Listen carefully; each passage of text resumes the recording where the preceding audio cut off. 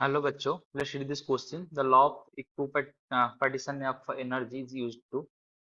तो क्वेश्चन बोल रहे हैं कि लॉ ऑफ इक्विपार्टीशन एनर्जी किसके लिए यूज होता है। तो ये जो उसके लिए जो की कॉन्सेप्ट है,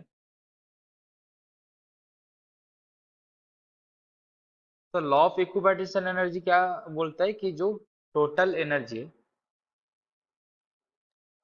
ये टोटल एनर्जी है, तो गैस में ये काइनेटिक एनर्जी होता है। तो मान लीजिए टोटल काइनेटिक एनर्जी है, टोटली एनर्जी, इसको मान सकते हैं कि टोटल एनर्जी जो है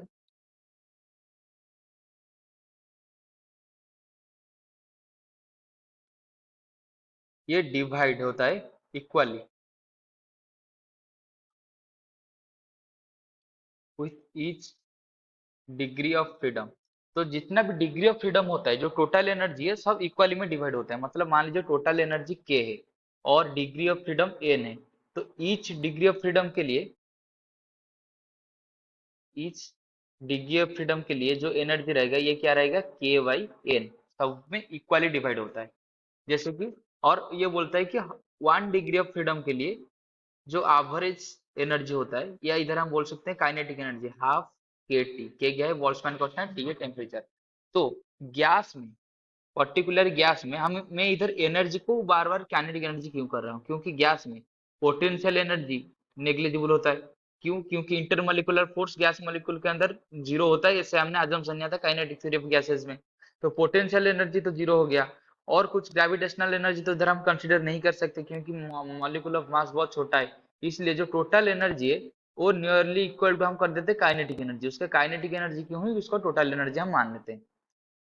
तो अगर 1 डिग्री ऑफ फ्रीडम के लिए हाफ के टी है, तो जितना भी डिग्री ऑफ फ्रीडम होगा उसके हिसाब से जो मॉलिक्यूल का टोटल एनर्जी यू है, ये डिसाइड होता है। लेकिन हाँ, तो अगर हमको अगर इधर अगर हम देखेंगे तो ये प्रेडिक्ट द स्पेसिफिक हीट के बारे में पूछा है। तो स्पेसिफिक हीट कैस क्या है, तो जो स्पेसिफिक हीट है ये है क्या, D you by D T, यानी कि change in energy divided by change in temperature. तो एनर्जी का चेंज हम इधर से निकल सकते हैं, बस उसका डिग्री ऑफ फ्रीडम अगर हमने जान लिया तो इक्विपार्टीशन थ्योरी के हिसाब से हम इसका एनर्जी निकाल सकते हैं, तो डी कर उसका स्पेसिफिक हीट निकाल सकते हैं। लेकिन ये ओनली वैलिड फॉर गैस। क्यों? क्योंकि गैस के लिए ही हाफ के टी होता है उसका जो एनर्जी काइनेटिक एनर्जी के बराबर। अगर सॉलिड होगा ऐसा नहीं होगा। गैस के लिए क्यों होता है मैंने इधर एक्सप्लेन किया कि पोटेंशियल एनर्जी, ग्रेविटेशनल पोटेंशियल सब जीरो होता है इसकी वजह से। तो ये स्पेसिफिक हीट डिराइव करने के लिए यूज हो सकता है, लेकिन only for gas, not for solid. तो हमारा जो ऑप्शन सही आंसर होगा option A, predict the specific heat of gases, यानी कि option A is the right answer. I hope you have understood this question. Best of luck.